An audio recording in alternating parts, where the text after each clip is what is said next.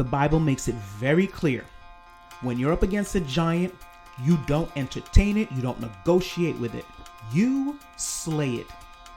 A giant is a menace that comes up against the reality of God's word over your life. A giant comes to rob you of your rightful inheritance of health, peace of mind, joy, financial stability, healthy relationships, and everything God says belongs to you.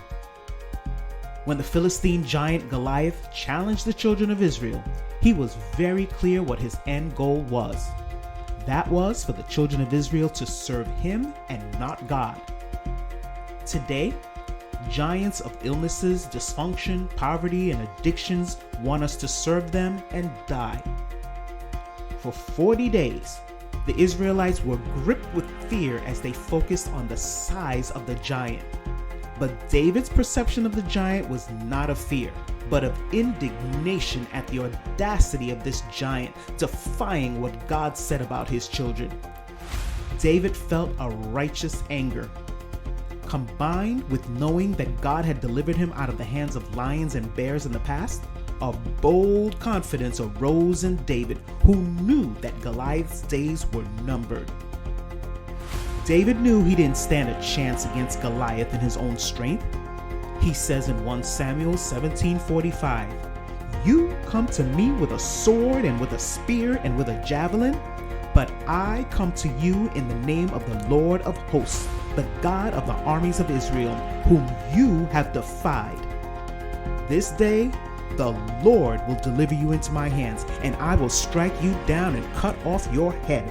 I will give the dead bodies of the armies of the Philistines this day to the birds of the air and to the wild animals of the earth, that all the earth may know that there is a God in Israel."